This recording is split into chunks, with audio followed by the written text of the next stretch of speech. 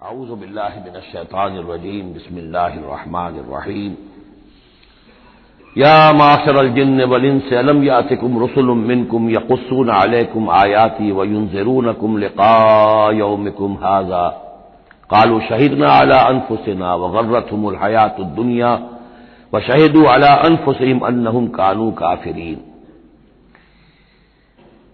کہا جائے گا اس دن، یہ گویا کہ یہاں محذوف ہے، اے جنوں اور انسانوں کی جماعتوں، کیا تمہارے پاس نہیں آ گئے تھے رسول تم ہی میں سے؟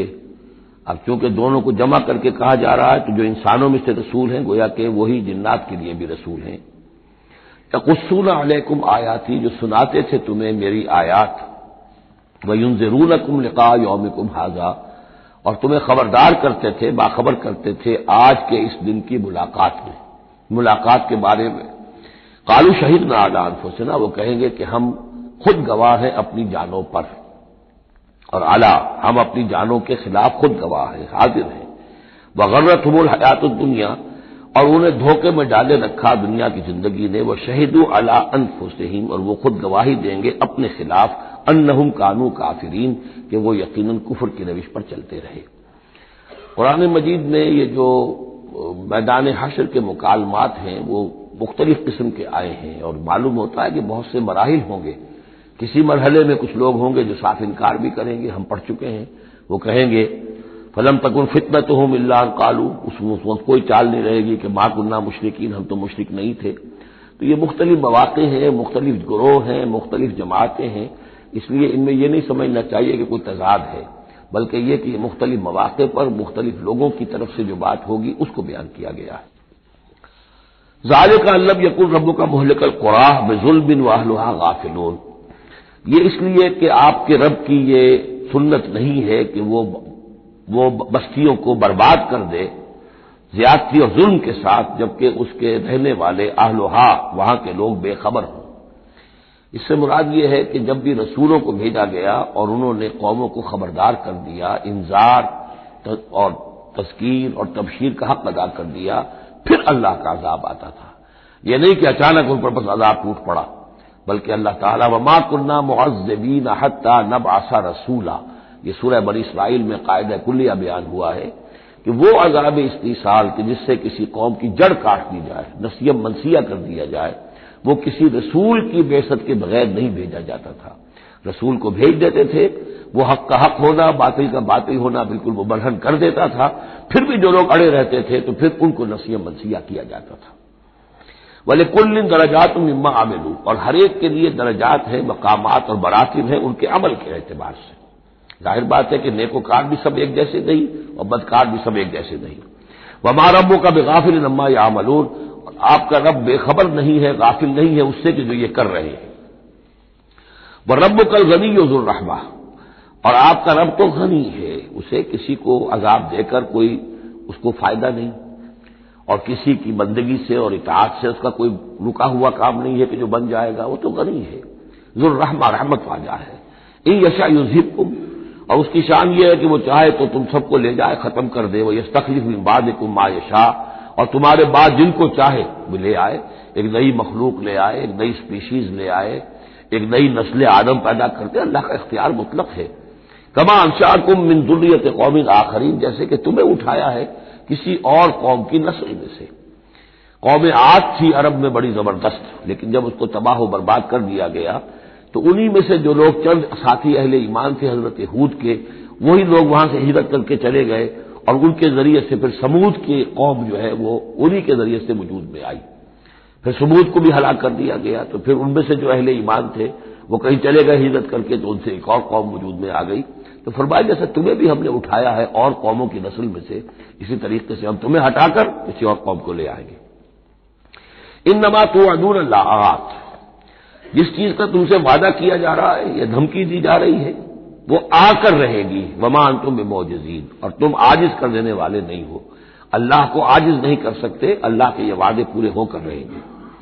قل یا قوم اعملوا علی مکانتکم انی عامل، اب یہ ہے چیلنجنگ انداز، کہہ دیجئے اے میری قوم کے لوگوں، کر لو جو کچھ کر سکتے ہو اپنی جگہ پر، میں بھی کر رہا ہوں جو میرے بس میں ہے۔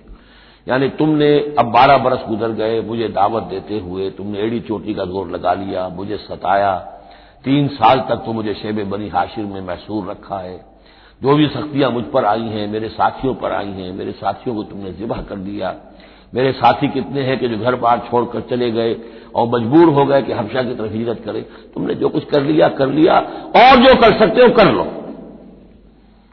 قل یا قوم اعملوا علی مکانتکم انی عامل، مجھے جو کرنا ہے وہ میں کر رہا ہوں، جو میرا فرض منصبی ہے وہ مجھے ادا کرنا ہے۔ فسوف تعلمون من تکون له عاقبۃ الدار، تو ان قریب تمہیں معلوم ہو جائے گا کہ کس کے لیے ہے وہ عاقبت والا گھر، کس کے لیے کامیابی ہے، کس کے لیے جنت و راح و ریحان ہے، اور کس کے لیے وہاں پر دوزخ ہے اور اللہ کا عذاب ہے۔ انہ لا یفلح الظالمون، یقیناً ظالم فلاح نہیں پائیں گے۔ وجعلوا للہ مما ذرا من الحرث والانعام نصیبا، اور انہوں نے اللہ کے لیے بھی جو کچھ پیدا ہوتا ہے کھیتی میں سے اور جو ان کے بھی مویشی ہوتے ہیں ان میں ایک حصہ رکھا ہے، کیونکہ آخر جو شرک جو ہے جس کو کہتے ہیں کہ ایک بڑے خدا کو مان کر چھوٹے خداؤں کو شریک کرنا، بڑے خدا کا انکار اس میں نہیں ہوتا۔ جیسے ہندوؤں میں مہادیو وہ تو ایک ہی ہے، دیوی دیوتا بے شمار ہے، مہادیو تو ایک ہی ہے۔ انگریزی میں بھی بڑے جی سے لکھے جانے والا گاڈ یہ ایک ہی ہمیشہ سے ایک ہی رہا ہے، اس کے لیے تو جو ہے کیپٹل جی آئے گا، وہ اومنی پوٹنٹ ہے، اومنی شینٹ ہے، اومنی پریزنٹ ہے، علی کل شیء قدیر بکل شیء علیم، اور ہر جگہ موجود ہے، یہ اس کی صفات ہے، ایٹریبیوٹس ہے۔ لیکن چھوٹے جی سے لکھے جانے والے گاڈز اینڈ گاڈیسز بے شمار ہیں۔ اسی طرح اہل عرب کیا کہتے تھے، اللہ تو ایک ہی ہے، اللہ تو دو نہیں ہے، اللہ ایک ہی ہے، کائنات کا خالق بھی وہی ہے۔ چھوٹی چھوٹی دیویاں بھی ہیں، دیوتا بھی ہے، ان کا بھی کچھ عمل دخل ہے، کچھ اختیار ہے، کچھ سفارش کرتے ہیں، کچھ اللہ تعالیٰ نے اپنے اختیارات میں سے کچھ حصہ ان کو سونپ رکھا ہے، ان کی مٹھی چاپی کی جائے، ان کی کوئی خدمت کی جائے، انہیں خوش کیا جائے، ڈنڈوت کی جائے، تو اس سے یہ کہ دنیا کے کام چلتے ہیں۔ تو ظاہر بات ہے کہ وہ پھر جب نکالتے تھے، اب دو ہی ان کے یعنی معاش کے طریقے تھے، یا تو بھیڑ بکریاں پال رہے ہیں، ان میں سے کچھ اللہ کے نام کی کر دی، کچھ اللہ کے نام کی، کچھ اپنے بتوں کے نام کی، یا کوئی کھیتی ہے اس میں سے جو بھی اب فصل آئی ہے اس میں سے کچھ اللہ کے نام پہ نکال دیا صدقہ کہ یہ اب اللہ کے نام پر ہم دیں گے اور یہ اپنے بتوں کے نام پر دیں گے۔ لیکن اب ہوتا کیا تھا تماشا وہ آگے دیکھیے۔ وجعلوا للہ مما ذرا من الحرث والانعام نصیبا، اتنا انصاف تو وہ کرتے ہیں کہ اللہ کے لیے بھی حصہ رکھتے ہیں اپنی کھیتی کی پیداوار میں سے بھی اور اپنے مویشی میں سے بھی۔ فقالوا ھذا للہ بزعمہم، وہ کہتے ہیں یہ تو ہم نے نکال دیا اللہ کے نام پر، وھذا لشرکائنا، اور یہ جو ہے یہ ہمارے شریکوں کے لیے، ان کے لیے بھی تو کچھ آخر نذرانے ہونے چاہیے۔ فما کان لشرکائہم فلا یصل الی اللہ، اب اگر کہیں کسی وقت کوئی دقت آ گئی، مصیبت آ گئی، تو اللہ کے حصے میں سے تو نکال لیتے تھے، اپنے بتوں کے حصے میں سے نہیں نکالتے تھے۔ بت جو ہے وہ تو سر پہ کھڑے ہوئے ہیں نا، وہ تو دنیا کے اندر ہے، لہذا ان کی شامت تو فوراً آ جائے گی، اللہ ذرا دور ہے، لہذا جو بھی اللہ کے حصے کا معاملہ ہوتا تھا وہ تو بتوں کو پہنچ سکتا تھا، لیکن بتوں کے حصے کا معاملہ جو ہے وہ اللہ تک نہیں پہنچ سکتا تھا۔ یہ ایسے ہی جیسے ہمارے یہاں دیہات میں عام بیچارہ جاہل آدمی پٹواری کو سمجھتا ہے سب سے بڑا افسر یہی ہے، وہ ڈی سی کو کیا جانے کس بلا کا نام ہے، کوئی بابو ہے آیا شہر سے، لیکن اس کو معلوم ہے کہ اس پٹواری کے قلم کے اندر جو ہے اتنی طاقت ہے کہ وہ میری زمین کاٹ کے ادھر لکھ دے گا، انتقال چڑھا دے گا، لیکن وہ ڈی سی کی حیثیت کو نہیں جانتے۔ تو اللہ تعالیٰ جو بڑا خدا ہے، وراء الورا ثم وراء الورا ثم وراء الورا، وہ تو ہے ٹھیک ہے، لیکن یہ کہ یہ ہے جو سر پر مسلط ہے۔ فما کان لشرکائہم، تو جو حصہ ہوتا تھا ان کے شریکوں کے لیے، فلا یصل الی اللہ، تو وہ نہیں پہنچ سکتا تھا اللہ کو۔ وما کان للہ، اور جو ہوتا تھا اللہ کے لیے، فہو یصل الی شرکائہم، وہ ان کے شرکاء تک پہنچ جاتا تھا۔ ساء ما یحکمون، برا ہے جو یہ فیصلہ کرتے ہیں۔ وَكَذَلِكَ زَيَّنَ لِكَثِيرٍ مِّنَ الْمُشْرِكِينَ قَتْلَ أَوْلَادِهِمْ شُرَكَاؤُهُمْ، اور اسی طریقے سے مزین کر دیا بہت سے مشرکین کے لیے ان کے شرکاء نے ان کی اولاد کو قتل کرنا۔ اب یہ بھی جنوں کے نام پر بھی وہ بچوں کو بھیٹ چڑھانا، یہ ہندوستان میں بھی ہوتا ہے، دیوی کے نام پر بچے کو بھیٹ چڑھا دیا ہے، قربان کر دیا ہے، اپنی اولاد کو بھیٹ چڑھاتے ہیں لِيُرْدُوهُمْ، تاکہ وہ انہیں برباد کریں، وَلِيَلْبِسُوا عَلَيْهِمْ دِينَهُمْ، اور تاکہ ان کے دین کو ان کے اوپر مشتبہ کر دیں۔ یہ دین کے تحت ہو رہا ہے، یہ قتل اولاد، بچوں کو بھیٹ چڑھایا جا رہا ہے۔ وَلَوْ شَاءَ اللَّهُ مَا فَعَلُوهُ، اگر اللہ زبردستی کرتا تو وہ یہ نہ کر سکتے۔ فَذَرْهُمْ وَمَا يَفْتَرُونَ، تو چھوڑیے ان کو، دفع کیجیے ان کو اور جو بھی افترا بازی یہ کر رہے ہیں۔ وَقَالُوا هَٰذِهِ أَنْعَامٌ وَحِرْثٌ حِجْرٌ، حرث ہجر، اور ان کا کہ یہ جو جانور ہیں اور یہ جو کھیتی ہے یہ ممنوع ہے۔ کیا مطلب ممنوع کا؟ لا یطعمھا الا من نشاء، اس کو نہیں کھا سکتے مگر وہی جو ہم جانتے ہیں، جو ہم سمجھتے ہیں، جس کے بارے میں ہماری رائے بزعمہم، ان کے اپنے خیال میں۔ وانعام حرمت ظہورھا، اور یہ جو چوپائے ہیں ان کی پیٹھیں جو ہے حرام کر دی گئی، ان کے اوپر کوئی سواری نہیں کر سکتا، اس اونٹ پر اس پر کوئی سوار نہیں ہوگا۔ وانعام لا یذکرون اسم اللہ علیہا، اور کچھ ایسے مقرر کر لیتے تھے چوپائے جن پر اللہ کا نام نہیں لیا جا سکتا۔ یہ ہے جو وہاں آیا تھا اس سے پہلے اس آیت مبارکہ میں کہ کیوں مت کھاؤ اس چیز کو جس پر کہ اللہ تعالیٰ کا نام نہ لیا جائے۔ یعنی ان کے ہاں ایک خاص قسم کے توہمات جو تھے مشرکانہ، ان میں یہ بھی ایک رسم تھی کہ کچھ حیوانات کے بارے میں وہ طے کر لیتے تھے کہ ان کو جب ذبح کرنا تو اللہ کا نام ہرگز نہیں لینا، تو فرمایا اس کو ہرگز مت کھاؤ، کسی شکل میں بھی اس کے قریب مت جاؤ۔ وہ وہاں تھا، یہاں پر اس کی حقیقت کھل گئی ہے کہ یہ خاص معاملہ ہے، وہ عام حکم نہیں ہے۔ فَأَنْعَامٌ حُرِّمَتْ ظُهُورُهَا وَأَنْعَامٌ لَا يَذْكُرُونَ اسْمَ اللَّهِ عَلَيْهَا افْتِرَاءً عَلَيْهِ، اور یہ سب افطرا اللہ تعالیٰ کے اوپر جھوٹ جڑ رہے ہیں کہ اللہ نے ہمیں بتایا ہے۔ سَيَجْزِيهِمْ بِمَا كَانُوا يَفْتَرُونَ، قریب انہیں سزا دے گا اس کی جو افطرا اور یہ جو انہوں نے چیزیں گھڑ لی ہیں۔ وَقَالُوا مَا فِي بُطُونِ هَٰذِهِ الْأَنْعَامِ خَالِصَةٌ لِّذُكُورِنَا، اور وہ کہتے ہیں جو کچھ ان چوپایوں کے پیٹوں میں ہے، اب ایک اونٹنی ہے، گابھن ہے یا کوئی اور بکری ہے، تو جو کچھ اس کے پیٹ میں ہے یہ خاص ہے ہمارے لیے، خالصۃ لذکورنا، یہ ہمارے مردوں کے لیے ہے، ومحرم علی ازواجنا، ہماری بیویوں پر جائز نہیں ہے اس کا کھانا، وہ گوشت ہمارے لیے ہوگا صرف مردوں کے لیے۔ وَإِن يَكُن مَيْتَةً، اور اگر وہ مردہ پیدا ہو، مردار پیدا ہو، فَهُمْ فِيهِ شُرَكَاء، تو پھر وہ کھائیں گے، مرد بھی کھائیں گے، عورتیں بھی کھائیں گی۔ سَيَجْزِيهِمْ وَصْفَهُمْ، یہ ساری چیزیں جو ہیں جو انہوں نے بیان کری، اور کہتے تھے یہ شریعت پرانی چلی آ رہی ہے، یہ ابراہیم کے طریقے ہیں، یہ ہمارے آباء و اجداد کے طریقے ہیں۔ اللہ تعالیٰ سزا دے گا ان کی ان بیانات کی اور ان چیزوں کی جو انہوں نے گھڑ لی ہے۔ انہ حکیم علیم، یقیناً وہ حکیم اور علیم ہے۔ قد خسر الذین قتلوا اولادہم سفہا بغیر علم، اپنے آپ کو برباد کیا ان لوگوں نے جنہوں نے اپنی اولاد کو قتل کیا بے وقوفی اور حماقت سے، بغیر علم کے۔ وحرموا ما رزقهم اللہ افتراء علی اللہ، اور انہوں نے حرام کر لی اپنے اوپر وہ شے جو اللہ نے انہیں دی تھی، اور افطرا کرتے ہوئے اللہ پر، یعنی اللہ کے نام پر ہو رہا ہے، یہ قربانیاں دی جا رہی ہیں، بتوں کی بھیٹ چڑھائی جا رہی ہے، وہ سارا دین جو ہے گڑبڑ تھا، اس میں اللہ بھی ہے، آلہہ بھی ہے، سب کے ساتھ جو ہے مشترکہ معاملہ ہو رہا ہے۔ قد ضلوا وما كانوا مهتدين، وہ گمراہ ہو چکے، بھٹک چکے، اور وہ ہدایت پر آنے والے نہیں ہیں۔ وهو الذي انشأ جنات معروشات، وہی ہے اللہ جس نے کہ اٹھائے باغات، معروشات وغیر معروشات، وہ باغ بھی ہوتے ہیں، وہ بیلیں جیسے انگور کی ہوتی ہے، ٹٹیوں پر اٹھانا پڑتا ہے، ان کو سہارا دینا پڑتا ہے، خود ان کے اندر تنا اوپر جانے کا اس کی فطرت میں نہیں ہے۔ غیر معروشات یہ عام درخت ہیں، وہ خود کھڑے ہوتے ہیں، اپنی یعنی ریڑھ کی ہڈی ان کی اپنی مضبوط ہے، وہ کھڑے ہیں، انار کا درخت ہے، آم کا درخت ہے۔ تو معروشات وہ ہیں کہ جن کو ٹٹیوں پر چڑھانا پڑتا ہے۔ والنخلا، اور کھجور کے درخت، والزرع، اور کھیتی، مختلفاً اکلہ، جس کے کہ ذائقے بڑے بڑے مختلف ہیں۔ والزیتون، اور زیتون، والرمان، اور انار، متشابہ وغیرہ متشابہ، ایک دوسرے سے ملتے جلتے بھی ہیں اور یہ کہ ذرا ایک دوسرے سے مختلف بھی ہیں۔ جیسے سٹرس فیملی ہے، اب ایک ہی خاندان ہے، اب اس میں کنو بھی ہے، اس میں فروٹر بھی ہے، اور اس میں وہ مالٹا بھی ہے، اور ساری چیزیں جو ہے لیکن ملتے جلتے بھی ہیں، مختلف بھی ہیں، فیملی ایک ہی ہے۔ کلوا من ثمرہ اذا اثمر، کھایا کرو اس کے پھلوں میں سے جبکہ وہ پھل دے۔ وآتوا حقہ یوم حصادہ، اور اس کا حق دے دیا کرو جس دن کہ تم پھل اتارو، یعنی اس میں سے بھی زکوٰۃ ہے، جیسے عشر ہے زمین کی پیداوار میں سے، ایسے ہی پھلوں کے اندر بھی زکوٰۃ ہے، تو اللہ تعالیٰ کا حق نکال دیا کرو، آتوا حقہ، ادا کر دیا کرو اس کا حق جس دن کہ وہ پھل اتارو۔ لا تسرفوا، اور اس میں بیجا خرچ نہ کرو، انہ لا یحب المسرفین، اللہ تعالیٰ کو بیجا خرچ کرنے والے پسند نہیں ہیں۔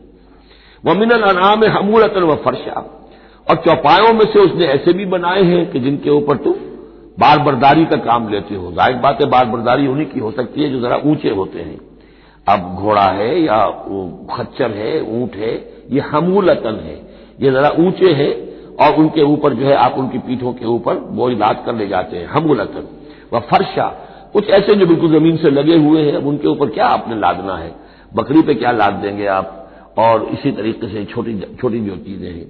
کلوا مما رزقکم اللہ، یہ اللہ نے پیدا کیے ہیں، حمولہ بھی اور فرشا بھی، کھاؤ اس میں سے جو اللہ نے تمہیں رزق دیا ہے، ولا تتبعوا خطوات الشیطان، اور شیطان کے نقش قدم کی پیروی نہ کرو، انہ لکم عدو مبین، یقیناً وہ تمہارا کھلا دشمن ہے۔ ثمانیۃ ازواج، اب یہ بات کہی جا رہی ہے جو انہوں نے کہا تھا کہ یہ جو حیوانات ہیں ان کے پیٹوں میں جو بچہ ہے وہ اگر زندہ ہو گیا، ولادت ہو گئی تو صرف مرد کھائیں گے، عورتیں نہیں کھائیں گی۔ ہاں اگر مردار پیدا ہوا، مر گیا دوران ولادت ہی، تو پھر اس میں عورتیں بھی اور مرد بھی شریک ہو سکیں گے۔ اب اس کا جواب دیا جا رہا ہے ثمانیۃ ازواج، یہ 8 قسم کے چوپائے ہیں جو تمہارے ہاں عام طور پر موجود ہیں۔ من الضأن اثنین، بھیڑ میں سے 2 نر اور مادہ، ومن المعز اثنین، بکری میں سے 2 بکرا اور بکری۔ قل الذکرین حرم ام الانثیین، آپ ان سے پوچھئے کہ اللہ نے کس کو حرام کیا ہے، مذکروں کو حرام کیا ہے یا مؤنثوں کو حرام کیا ہے؟ اما اشتملت علیہ ارحام الانثیین، یا یہ کہ جو ان کے رحم ہیں ان کے مؤنثوں کے، ان پہ جو کچھ ہے انہیں حرام، کس کو حرام کیا ہے؟ حرام اگر کوئی شے ہے تو سب کے لیے، اور اگر حرام نہیں ہے تو کسی کے لیے بھی نہیں۔ یہ تم نے جو نئے قوانین بنا لیے ہیں وہ کہاں سے لے آئے ہو، کیا ان کی سند ہے؟ نبئونی بعلم ان کنتم صادقین، مجھے بتاؤ کسی سند کے ساتھ، کسی حوالے سے اگر تم سچے ہو۔ ومن الابل اثنین، اسی طرح اونٹ میں سے بھی 2 ہیں نر اور مادہ۔ ومن البقر اثنین، گائے میں سے بھی 2 ہیں، ان میں بھی 2 ہیں۔ قل الذکرین حرم ام الانثیین، پوچھئے پھر ان سے ان دونوں نروں کو حرام کیا ہے یا دونوں ماداؤں کو حرام کیا ہے؟ اما اشتملت علیہ ارحام الانثیین، یا یہ کہ جو رحم ہیں ان کے ماداؤں کے، کیا ان کے اندر جو کچھ ہے اسے حرام کیا ہے؟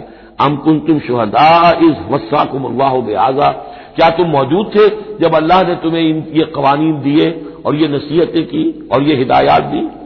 فمن اظلم ممن افترى علی اللہ کذبا، تو اس سے بڑھ کر ظالم کون ہوگا جو اللہ پر افترا کرے، جھوٹ جڑ کر اللہ کی طرف منسوب کرے۔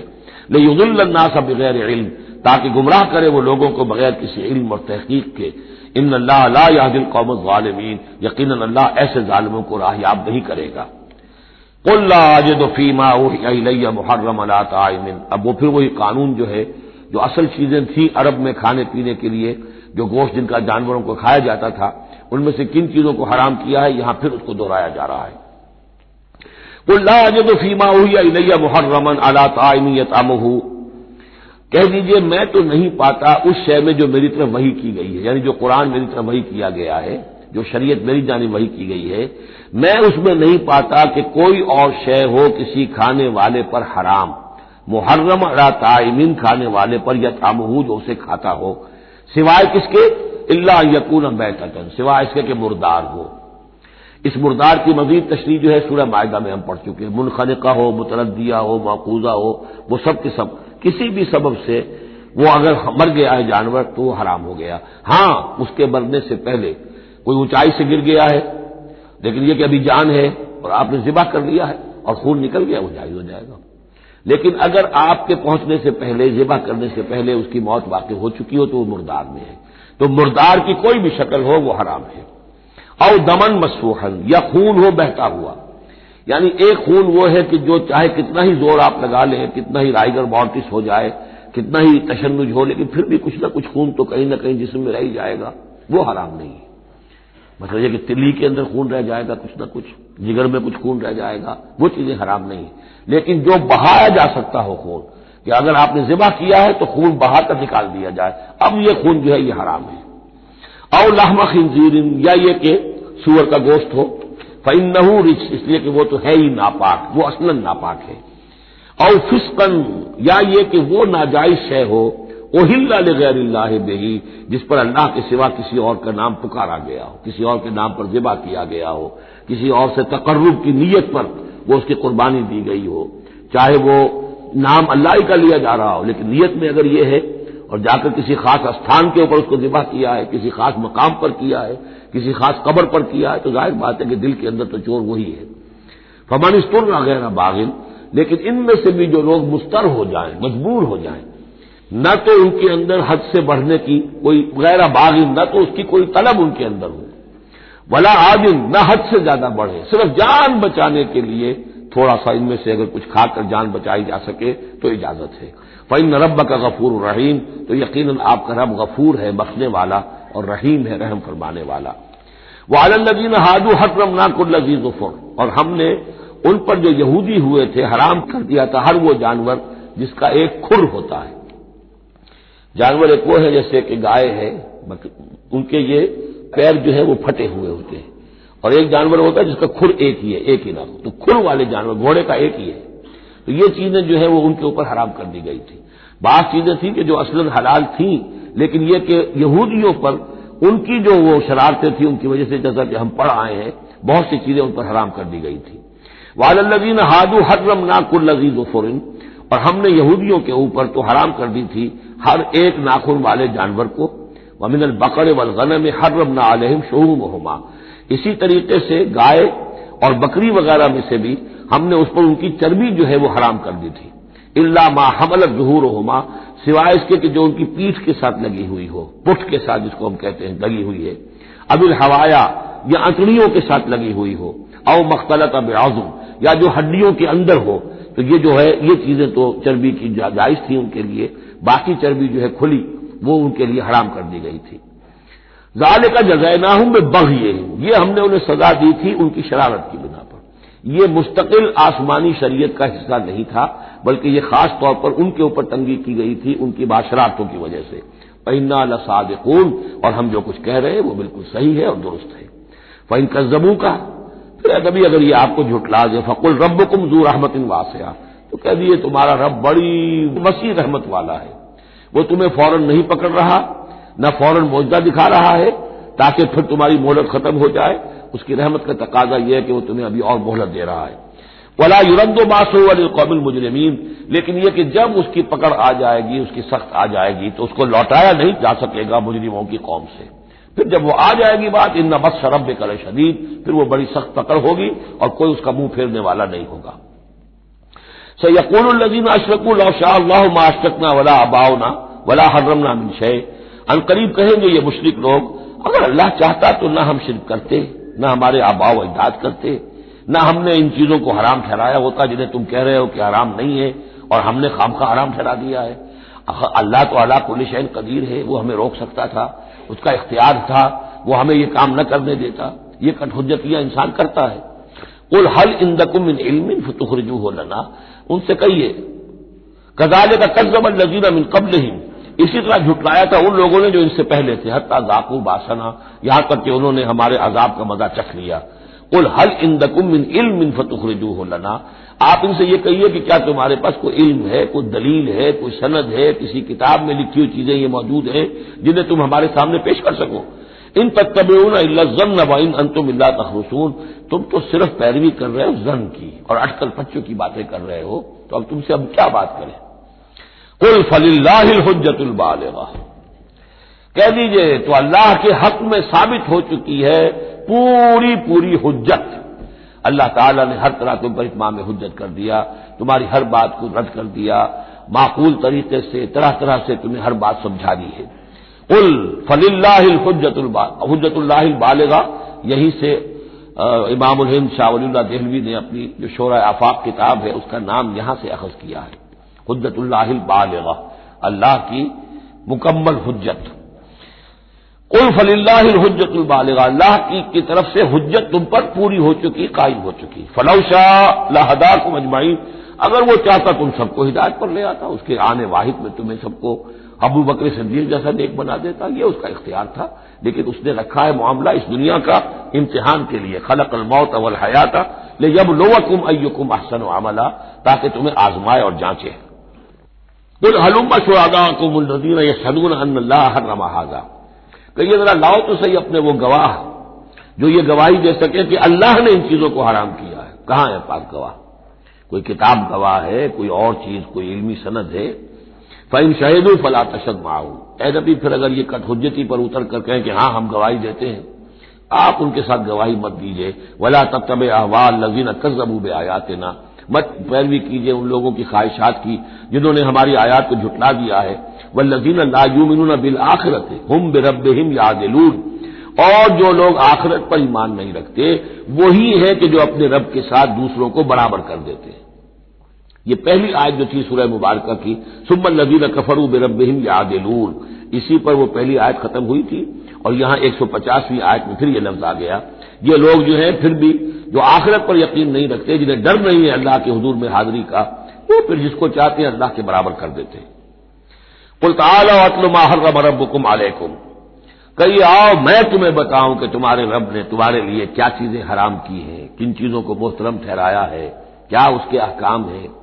یہ اصل میں یوں سمجھیے کہ یہ خلاصہ ہے، ویسے یہی مضمون تفصیل سے آئے گا سورہ بنی اسرائیل میں، زیادہ تفصیل سے ہم وہاں گفتگو کریں گے، لیکن یہ کہ انہی کا جو سورہ بنی اسرائیل میں 2 رکوعوں میں آئی ہے بات، وہ یہاں پر 1 رکوع کے اندر اس کا خلاصہ ہے، لیکن معلوم ہو جاتا ہے کہ اصل دین کیا ہے۔ جیسے سورہ بقرہ میں جب میثاق لیا گیا بنی اسرائیل سے تو دین کی اصل بنیادیں آئیں، اسی طرح پھر سورہ نساء کے اندر وہ مقام آیا تھا کہ اصلی دین کیا ہے، دین کی اصل تعلیمات کیا ہیں۔ اب اس سے ذرا زیادہ وسیع پیمانے پر یہاں آ رہا ہے، اور سب سے زیادہ تفصیل سے اصل کن چیزوں کی اہمیت ہے دین میں وہ آئے گا آپ سورہ بنی اسرائیل کے 3 اور 4 رکوع میں، اسی کا یہ خلاصہ ہے۔ ما حرم ربکم علیکم، آؤ میں تمہیں بتاتا ہوں تمہارے رب نے کیا حرام کیا، تم نے یہ بکری حرام کی ہوئی ہے، یہ اونٹ حرام کیا ہوا ہے، یہ اس کو بت کے نام پر ہے، اس کا یہ فلاں ہے، یہ کوئی شے اللہ نے حرام نہیں کیا۔ آؤ میں بتاتا ہوں تمہیں اللہ نے کس شے کو حرام کیا ہے۔ اللہ تشرکوا بہ شیئا، نمبر 1 سب سے بڑی حرام شے، سب سے بڑی اس کی کا حکم پہلا تو یہ ہے اس کے ساتھ کسی شے کو شریک نہ ٹھہراؤ۔ نمبر 2 وبالوالدین احسانا، والدین کے ساتھ احسان، یہ تیسرا مقام آ گیا کہ حقوق اللہ کے فوراً بعد حقوق والدین کا تذکرہ ہے۔ ولا تقتلوا اولادکم من املاق، اور اپنی اولاد کو قتل نہ کرو تنگ دستی اور مفلسی کے خوف سے، ہمارا اپنا پیٹ نہیں بھر رہا، کیسے بھرے، کیسے پالیں ان کو۔ نحن نرزقکم وإیاہم، ہم تمہیں بھی رزق دیتے ہیں انہیں بھی دیں گے۔ نمبر 4 ولا تقربوا الفواحش ما ظهر منها وما بطن، اور دیکھو بے حیائی کے کاموں کے قریب بھی مت جاؤ، خواہ وہ خفیہ ہو اور خواہ وہ اعلانیہ ہو۔ ولا تقتلوا النفس التي حرم الله الا بالحق، اور مت قتل کرو اس جان کو جسے اللہ نے محترم ٹھہرایا ہے مگر حق کے ساتھ۔ انسانی جان لی جا سکتی ہے قتل عمد کے بدلے میں قتل ہو، یا قتل مرتد ہے، یا زانی مسلمان ہو، زانی وہ شادی شدہ زانی یا زانیہ مرد یا عورت اس کا ہے، یا پھر حربی کافر قاتل جس کو کہ قتل کیا جا سکتا ہے۔ باقی چیزیں قتل کی جو ہیں وہ شریعت میں جائز نہیں ہے۔ وہ اللہ تعالیٰ نے انسانی جان کو محترم بنایا ہے۔ الا بالحق ذالکم وصاکم بہ لعلکم تعقلون، یہ ہے جس کی اللہ تمہیں وصیت کر رہا ہے، یہ ہے اصل چیزیں، یہ ہے بنیادیں، یہ دین کی، تمدن کی، اخلاق کی، تاکہ تم عقل سے کام لو۔ ولا تقربوا مال الیتیم الا بالتی احسن، دیکھو مال یتیم کے مال کے قریب مت پھٹکو مگر بہترین طریقے سے، احتیاط سے، اس کا مال ہڑپ نہیں کرنا ہے، اپنا ردی مال اس کے بال میں ڈال کر اور اس کا اچھا مال جو ہے نہیں لے لینا ہے۔ وہ سارے ہم پڑھ چکے ہیں، جو تفصیل آ چکی ہے، یہ تو مکی دور کی باتیں ہیں، مدنی دور میں بھی بات آ چکی ہے اس کی۔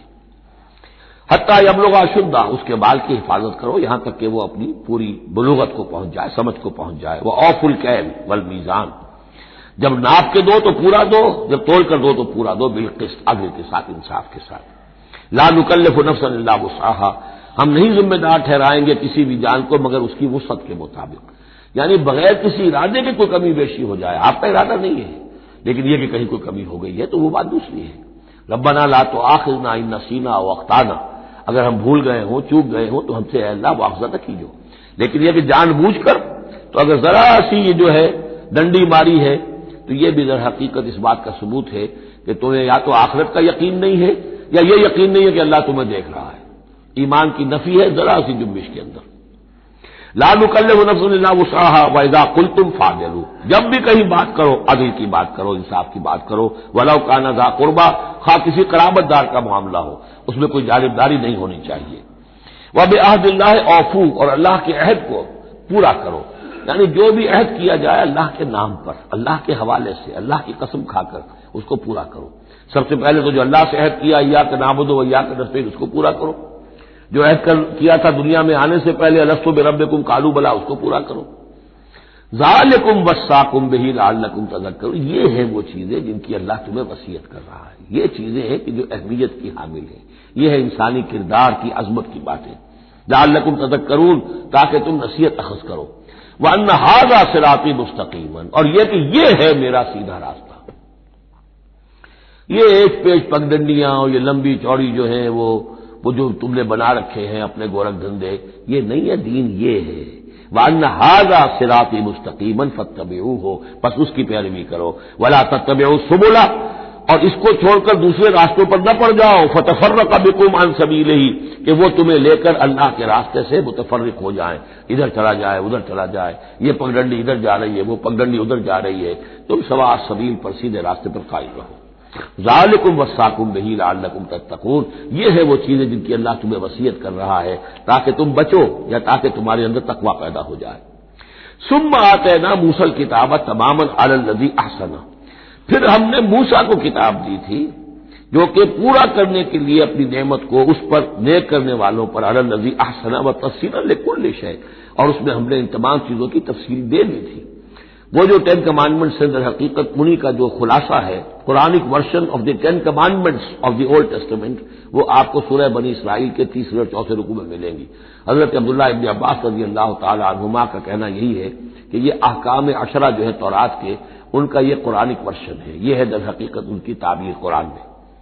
تو یہاں بھی فرمایا پھر ہم نے موسیٰ کو کتاب دی تھی تماما علی الذی احسن، پورا کرنے کے لیے اس نعمت کو کہ جو احسان کرنے والے محسنین کے لیے، وہ تفصیلا لکل شیء وہدی ورحمۃ، اور ہر شے کی تفصیل پر مشتمل اور ہدایت اور رحمت، لعلہم بلقاء ربہم یؤمنون، اور تاکہ وہ اپنے رب پر کی ملاقات اور رب کے حضور میں حاضری پر پورا یقین رکھے.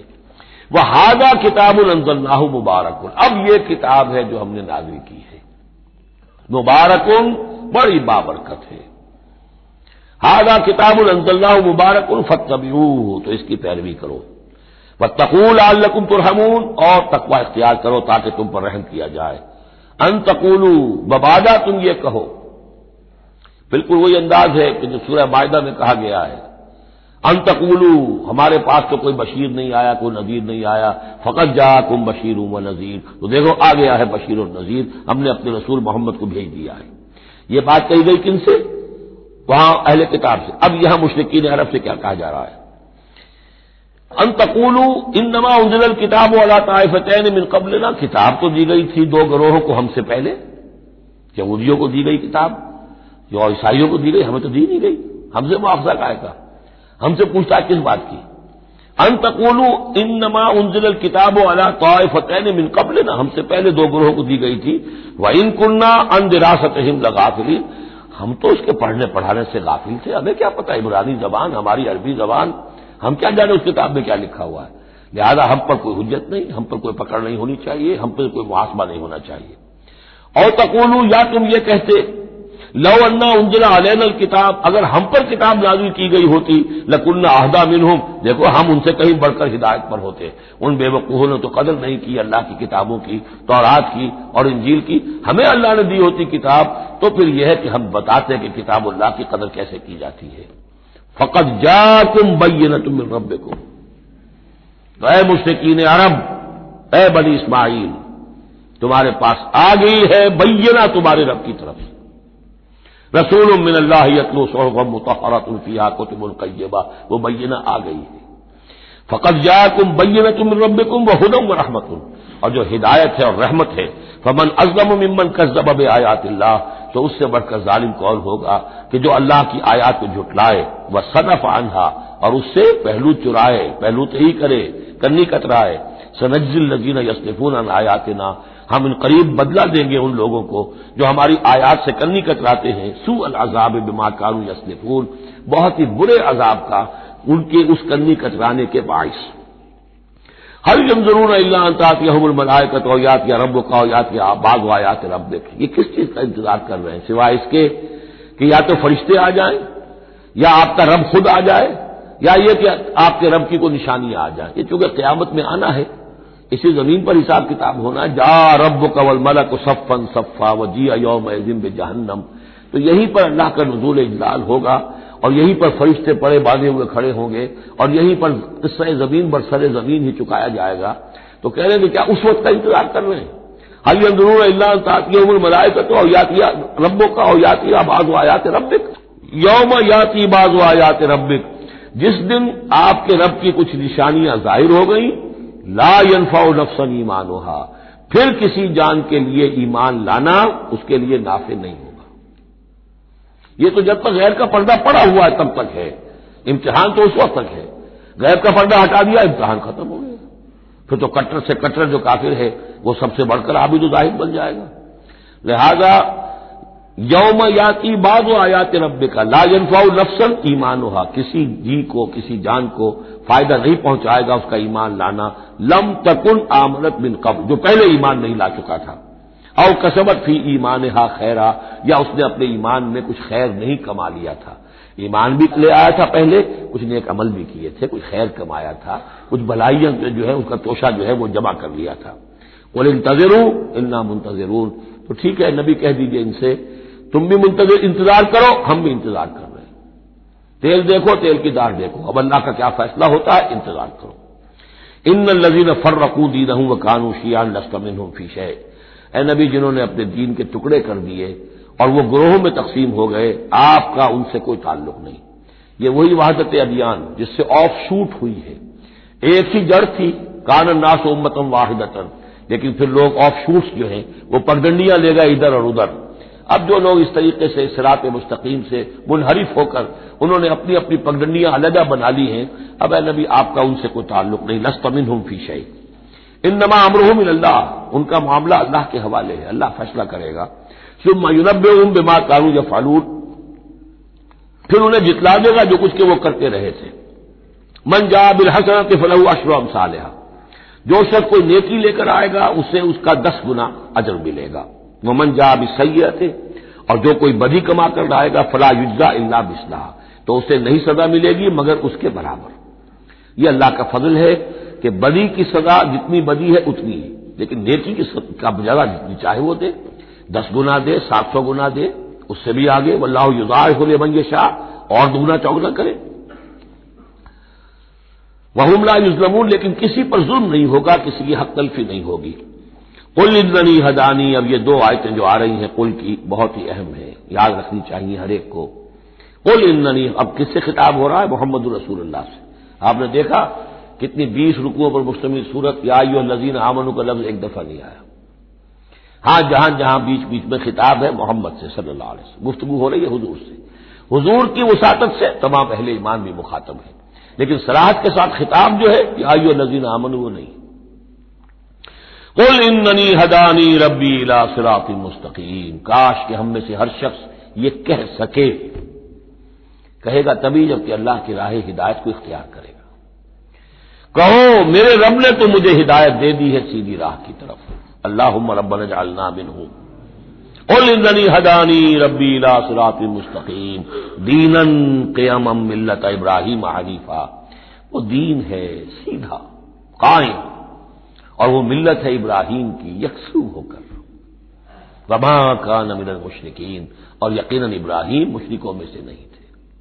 قل، پھر دوسرا قل آ گیا، ان صلاتی و نسکی و محیای و مماتی للہ رب العالمین، کہو میری نماز، میری قربانی، اور جیسے میری نماز اور میری قربانی اللہ کے لیے ہے، میری زندگی اور میری موت اللہ کے لیے ہے، رب العالمین، جو تمام جہانوں کا پروردگار ہے۔ یہ کہنے کے ہم قابل ہوں، زندگی وقف کریں، طے کر لیں کہ جینا ہے اللہ کے لیے، مرنا ہے اللہ کے لیے۔ ٹھیک ہے زندگی کی ضروریات ہیں، ضروریات کی حد تک آدمی اپنا وقت، اپنی صلاحیت کچھ اس میں بھی لگائے، لیکن یہ نہ معلوم ہو کہ اصل شے یہ ہے اور دین کو صرف ضمیمہ بنا رکھا ہے، بلکہ معلوم ہو کہ اصل شے یہ ہے، جینا، مرنا، اٹھنا، بیٹھنا، چلنا، پھرنا، سونا، جاگنا اللہ کے لیے ہے۔ البتہ یہ کہ ضرورت کے تحت جو بھی انسانی لازمی ضروریات ہیں ان کے لیے کچھ نہ کچھ وقت جو ہے انسان مجبوراً کہیں اور لگا رہا ہے۔ وَبِذَالِكَ أُمِرْتُ، اور مجھے تو اسی کا حکم ہوا ہے، وَأَنَا أَوَّلُ الْمُسْلِمِينَ، اور سب سے پہلا فرما بردار میں خود ہوں۔ قُلْ أَغَيْرَ اللَّهِ أَبْغِي رَبًّا، کہیے ذرا ان لوگوں کی طرف روح سخن ہے، میں اللہ کے سوا کسی اور کو اپنا رب مان لوں؟ أَغَيْرَ اللَّهِ أَبْغِي رَبًّا، اللہ کے سوا کسی اور کو اپنا رب تلاش کروں؟ وَهُوَ رَبُّ كُلِّ شَيْءٍ، جبکہ وہ تو ہر شے کا رب ہے۔ وَلَا تَكْسِبُ كُلُّ نَفْسٍ إِلَّا عَلَيْهَا، اور نہیں کماتی ہر جان مگر اپنے ہی اوپر، جو بھی برائی کوئی کما رہا ہے جو بھی ہے وہ اس کا وبال اسی پر آئے گا۔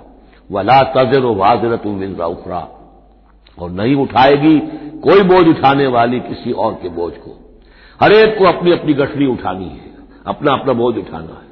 لا تَزِرُ وَازِرَةٌ وِزْرَ أُخْرَىٰ، کیونکہ نفس کا لفظ آ رہا جان، کوئی جان نہیں ہوگی کسی اور جان کے بوجھ کو اٹھانے والی، ہر ایک کو اپنا بوجھ، اپنی ذمہ داری، اپنی اکاؤنٹیبلٹی، اپنا حساب کتاب خود دینا ہوگا۔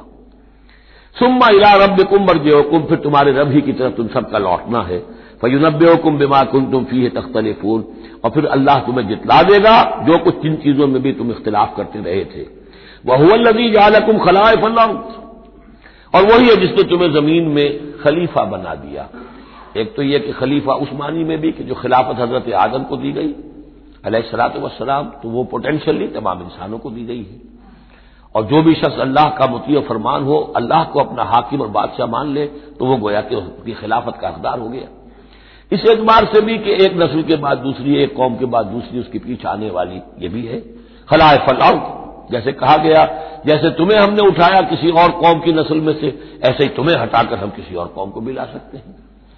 وَهُوَ الَّذِي جَعَلَكُمْ خَلَائِفَ الْأَرْضِ وَرَفَعَ بَعْضَكُمْ فَوْقَ بَعْضٍ دَرَجَاتٍ، اور تم میں سے بعض کے درجوں کو بعض پر بلند کر دیا، کسی کو علم دیا ہے، کسی کو حکمت دی ہے، کسی کو کچھ ذہانت زیادہ دی ہے، کسی کو جسمانی صلاحیت زیادہ دی ہے، کسی کو صحت جسمانی دی ہے، اور کسی کو حسن جسمانی دے دیا ہے، مختلف چیزیں ہیں۔ لِيَبْلُوَكُمْ فِيمَا آتَاكُمْ، یہ مختلف بخششیں اللہ کی اور مختلف چیزیں اللہ نے جو مختلف لوگوں کو دی ہیں، یہ اس لیے تاکہ تمہیں آزمائے۔ لِيَبْلُوَكُمْ، بلا یبلو آزمانا، جانچنا، ابتلا اسی سے باب افتعال ہے، امتحان، ابتلا۔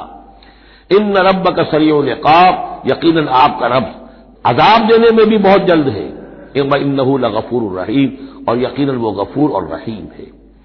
بارک اللہ لی ولکم فی القرآن العظیم ونفعنی وإیاکم بالآیات والذکر الحکیم۔